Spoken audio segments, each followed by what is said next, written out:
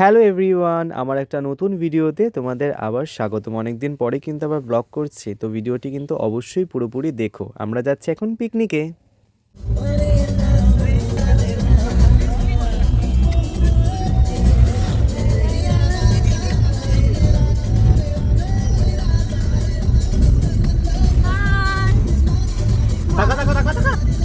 আবার বৃষ্টি বৃষ্টি দিদি একটু তাকাও এইদিকে। তবে অন্য বছরের মতো ডান্স গ্রুপের পিকনিকে কিন্তু এবছর আমরা বড়দের গ্রুপটাই যাচ্ছি, ছোটদের গ্রুপটা আর যাচ্ছে না।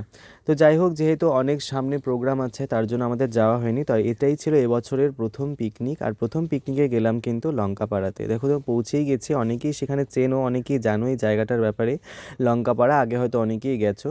তো যেহেতু আমরা যাইনি, আর আমাদের ডুয়ার্স এরিয়া যেখানে চা বাগান তো সবসময় খুব বেশিই থাকবে। আর এখানে আমরা পৌঁছে গিয়েছিলাম, আর পৌঁছে গিয়েই তো শুরু হয়ে গেল আরেকজনের ঝগড়া। দেখতেই পেলে, ভিডিওতে ক্যাপচার না করলে সেটা ভালো লাগতো না, তাই ভিডিওতে একটু ক্যাপচার করে নিয়েছিলাম।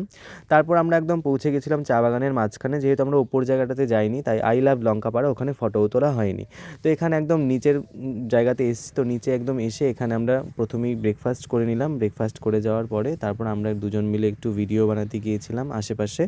দুজন মিলে ভিডিও বানানোর পরে তারপরে আমরা চলে যাচ্ছিলাম একটু ঘোরাঘুরি করতে। শুধু আমরা না, আমরা সবাই মিলে চলে যাচ্ছিলাম। তো গিয়েছিলাম একটু সাইডে চা বাগানের মাঝখানে। পাহাড়ে এসেছি লঙ্কাপাড়াতে। এখানে কে কে আছে? এই যে জয়া আছে প্রথমেই। এই রনি কি করিস এখানে? হাগু? আচ্ছা আচ্ছা আচ্ছা। টমটম আছে কি রে? টমটম সেই তো যাচ্ছিস রে। পরে আছে এই সোমা, কেমন আছিস? ওই যে বৃষ্টি চলে যাচ্ছে। ও সরি। এই এই যে আমাদের অতনুর ভেলকি হবে না আমার ভিডিওতে? এই তো এই তো এই বাহ, এই সোমা ঝাঁকিতে পড়ে যাবে। এই যে পূজা ম্যাডাম, ই রাম কি সাজন দিছে আজকে। নীল, এটা কি সাজছিস তুই? পাঞ্জাবি?